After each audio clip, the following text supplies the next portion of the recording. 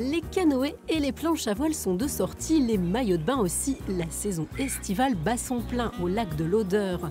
Pour le site, attraction touristique majeure de la région qui propose 70 km de littoral, soit autant que la côte belge. L'été, c'est évidemment le rendez-vous à ne pas rater. La grande saison, c'est principalement les vacances scolaires et encore de surcroît l'été. Et il y a sur une année complète 1 250 000 personnes qui visitent le site. Au niveau des hébergements, on peut compter jusqu'à 350 000 nuitées, ce qui est énorme, sur le domaine en entier.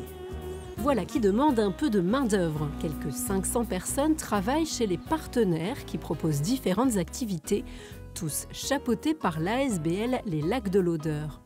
Il y a 20 concessions qui sont réparties sur des activités très différentes, tant la restauration, tant le VTT, tant le jet ski. Ça peut être de la baignade, de l'animation, toute une série d'activités, du bike, du vélo, du VTT.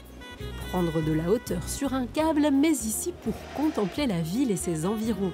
C'est la nouvelle attraction de Oui, où les 3 cabines modernisées fêtent leur 1 an d'existence. Ici, nous proposons un arrêt sur le fort. Vous pouvez visiter le musée et voir le panorama. Ou bien vous pouvez vous arrêter aussi à la Sarthe. Après 12 ans d'arrêt, puis un investissement de 16 millions d'euros, le téléphérique fonctionne tous les jours, sauf le lundi matin, d'avril à octobre.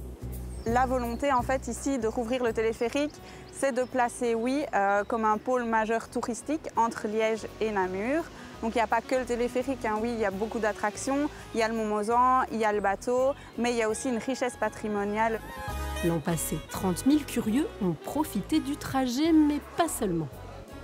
Ça nous a fait venir quelques touristes quand même, néerlandophones surtout, allemands aussi. Les personnes viennent sur la Grand Place, ils prennent un verre, ils passent chez moi. C'est sûr que ça crée toute une dynamique autour du tourisme utois, oui. Les impacts économiques, donc ça se reflète directement sur l'Horeca, puisque les visiteurs qui empruntent le téléphérique et qui visitent Oui de manière générale vont consommer dans les cafés et viennent évidemment dormir à Oui ou en tout cas aux alentours. Pour dormir, la Wallonie regorge de lieux insolites. C'est même une tendance ces dernières années. Ici, près d'Herbemont, c'est dans les arbres que l'on s'assoupit. Ce site de 3 hectares abrite 7 cabanes. La taille, la déco, les aménagements, elles sont toutes différentes et ont toutes leurs petits secrets. La cabane regard croisé, donc on est ici sur l'observation. C'est une cabane pour 7 personnes. Donc on a un lit double ici. Je vais vous montrer ici la petite cachette avec 3 lits supplémentaires ici en dessous et toujours une belle observation sur la nature. Un peu plus loin, on trouve la cabane ludique sans dessus-dessous, la pittoresque tanière des Nutons ou encore l'envoûtante Bonaventure, dernière construite. Le tout géré selon un modèle de fonctionnement lui aussi original, puisque Mon Lit dans l'Arbre est une coopérative.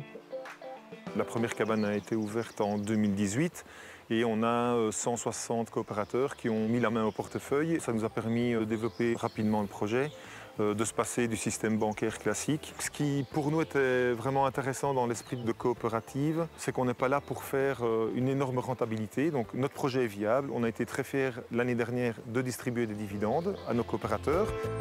Les logements se louent environ 200 € la nuit. Ils affichent un taux d'occupation de 70% toute l'année, de quoi occuper 4 personnes à mi-temps.